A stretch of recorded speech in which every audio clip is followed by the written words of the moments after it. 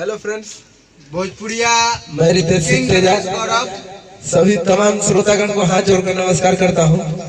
और यहाँ से जो नाम क्या है? नगेंद्र। यहाँ से जो नगेंद्र जी का जो स्वीट स्वीट जो एल्बम जा रहा है, मीठा मीठा गाना, वो बजरंगी इंटरटेनमेंट चैनल के माध्यम से जाएगा आपको।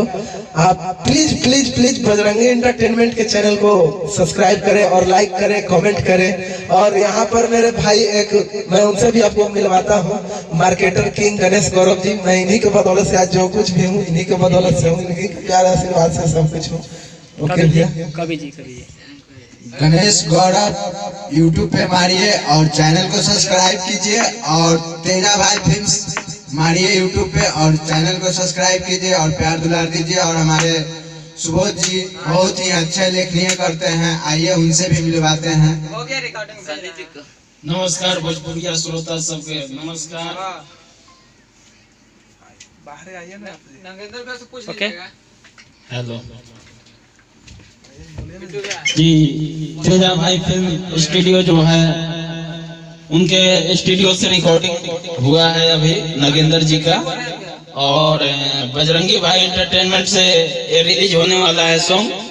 कृपया उस चैनल को सब्सक्राइब करें, लाइक करें और कमेंट में जरूर बतलाएं। धन्यवाद। आइए अब आप लोगों को मिलवाता हूँ जो सिंगर जी जो ये गाना गाए हैं, मैं उनको आपको परिचय करवाता हूँ। बोलिए कुछ। आइए नगेंद्र, बोलिए, कुछ भी बोलिए। भैया हम नरेंद्र मिश्रा, आप लोग जितना सहता करा ये भोजपुरिया अपने बारे में भैया बोल बम के गाना जाता जे हमारे बोल बम के गाना के जाता, वो गाना के नाम हो बजरंगी इंटरटेनमेंट के माध्यम से जब से चढ़ल बाटे सावन उता दूजा करे दी, भोले बाबा जी के भोरे भोरे पूजा करे दी।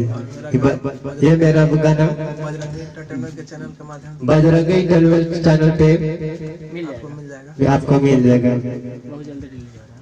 बोल दो। जो इनका गाना है जब से चढ़ल बाटे सावन, आपको बजरंगी इंटरटेनमेंट के चैनल पे मिलेगा।